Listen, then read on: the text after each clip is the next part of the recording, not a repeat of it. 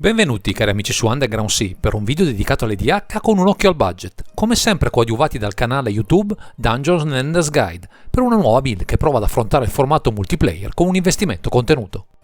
Anche questa volta restiamo in un tricolor, precisamente in quelli expert, puntando però a qualcosa di decisamente più subdolo, non solo visto il color pie che andremo a sfruttare, ma per le tech che andremo a implementare, visto che avremo una serie di obiettivi veramente fastidiosi per i party. In primis, grazie a questa leggendaria, proveremo a rubare quanti più permanenti possibile agli avversari, puntando anche a non morire dagli assalti dei nemici che sicuramente faremo imbufalire, con queste e altre strategie di contorno che ci renderanno praticamente immortali. Questa volta li parleremo di Nihilor.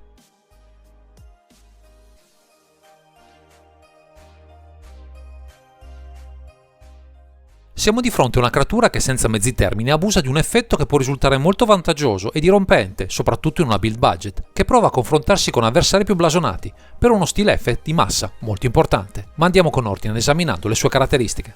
Con 5 mana, 2 generici, 3 specifici, uno bianco, uno blu, uno nero, abbiamo un orrore con forza 3, costituzione 5 e un paio di abilità interconnesse tra loro. Nella prima abilità abbiamo, quando Nihilor entra nel campo di battaglia per ogni avversario, tappa fino a una creatura stappata che controlli. Quando lo fai, prendi il controllo di una creatura bersaglio controllata da quel giocatore con forza o pari o inferiore a quella della creatura tappata fintanto che controlli Nihilor.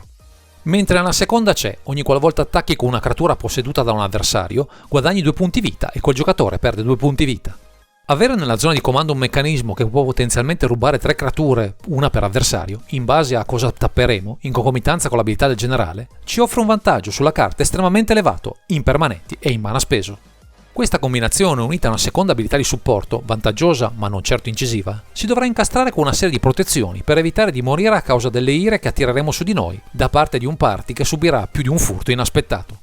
Insomma, dovremo giocare bene le nostre carte con questo Nihilor, ma di certo, anche con un budget ridotto, potremo vendere cara la pelle in più di un'occasione, con una serie di stratagemmi del tutto inaspettati persino per build più blasonate.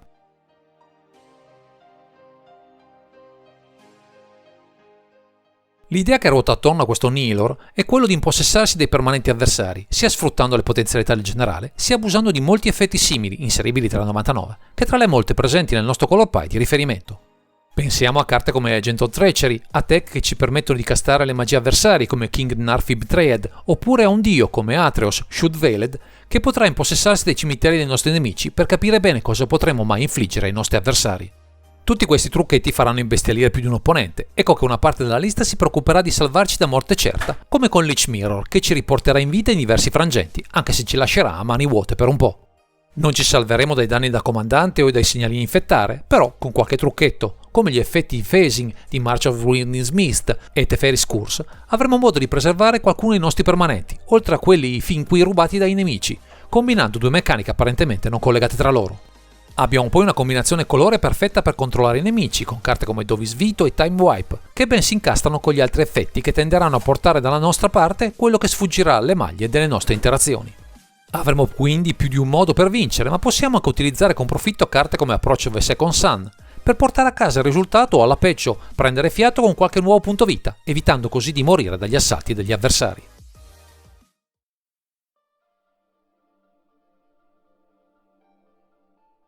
Se già dalle premesse si intuisce su quanto odio attireremo su di noi grazie alle meccaniche offerte da Nihilor, è chiaro che dovremo salvaguardare il nostro game plan in modo da non morire troppo facilmente sotto i colpi dei nostri avversari.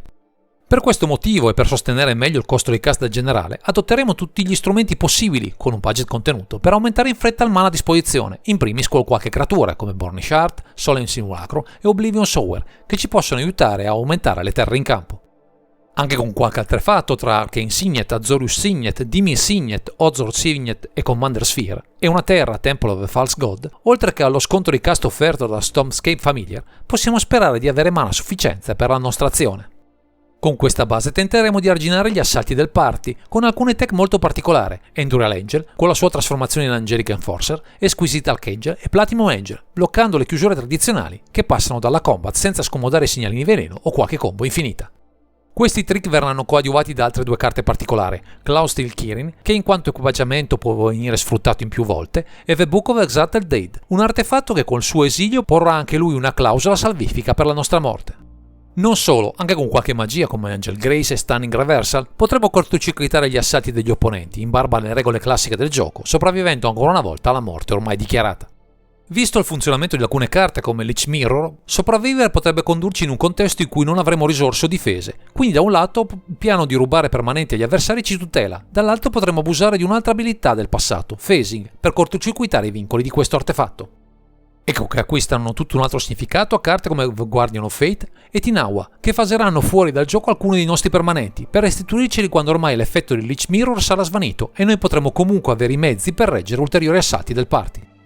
Anche con Robe of Stars, Cloak of Invisibility, Vanishing, Oubliette e Out of Time proveremo a miscelare sapientemente questa strana abilità, in alcuni casi verso di noi, in altri verso gli opponenti più bellicosi, nel caso avessimo necessità di rallentarli un minimo. Avremo dalla nostra anche qualche effetto di bounce con Glorious Practor e l'Interlude, che possono svolgere una funzione simile, mentre con Notion Thief, ancora una volta, faremo tutto il possibile per ostacolare i nostri avversari, tanto da farci odiare fino alla morte o alla nostra vittoria.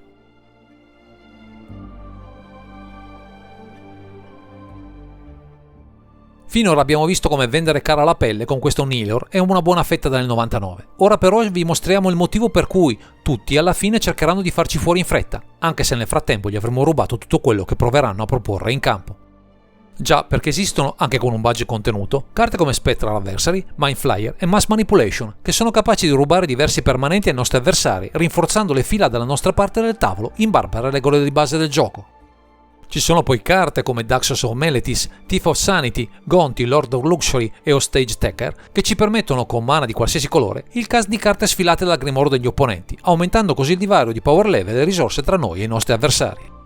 Questo tipo di effetto lo potremo trovare anche in magie come Siphoning Sight e Extra Brain, arrivando così a costruire un board anche importante senza neppure avere chissà quali elementi in mano, visto che saremo bravi a sottrarre quelli del party.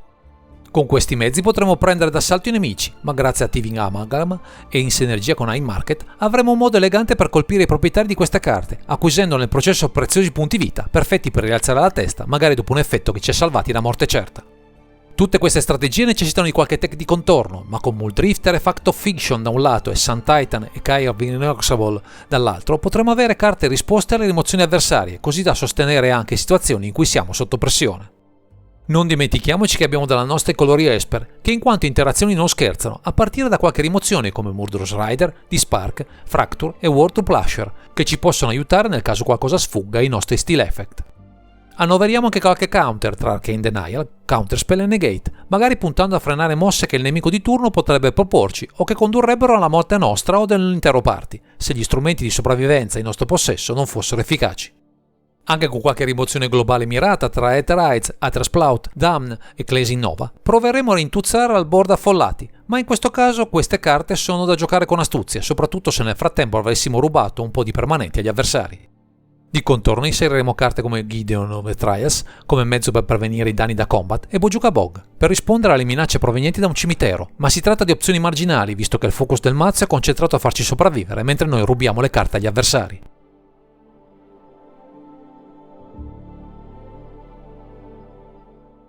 Con un piano di gioco così estremizzato come quello proposto da Nihilor, all'apparenza può sembrare ostico trovare qualcosa per potenziare le peculiarità del mazzo, eppure ci sono molte carte, anche se costose, che potremmo sfruttare con profitto se ci piace il concept di questo archetipo. Un'opzione, ben rappresentata da Pact of Negation, arriva da tutti quegli strumenti in grado di interagire in modo inaspettato, a costo zero, così da sballare l'azione degli avversari, già in affanno con tutti i nostri Telephet, che alla lunga ci metteranno al di sopra del resto del party. Per abusare ancora di più dell'abilità del generale, carte come Tassa di Dwelling o Conjured Closet sono le benvenute, soprattutto perché ci offrono, con un investimento minimo, di replicare il suo ETB, che in board affollati può offrirci un velo enorme in poche semplici mosse. Per intensificare ancora di più gli Steel Effect, passando dal cimitero, potremmo utilizzare Datri Wallwalker, ormai una staple nel nero, per appropriarci di carte finite nel grey, risultando anche un ottimo strumento per disattivare le recursioni.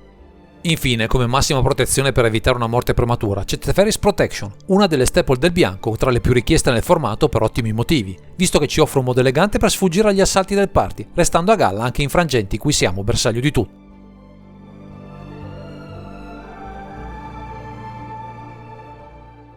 Siamo arrivati alla conclusione di questo primer che si è concentrato su questo Nihilor, per una build fuori dagli schemi che potrebbe, anche con un budget ridotto, regalarvi un'esperienza di gioco unica nel suo genere, anche se accompagnata dall'odio dei vostri avversari.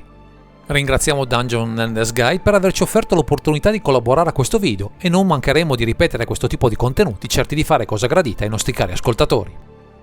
Direi che questo è tutto per questo video. Grazie per averci seguito e non dimenticate di commentare, condividere e sottoscrivere il canale per ritrovarci sempre qui su Underground Sea.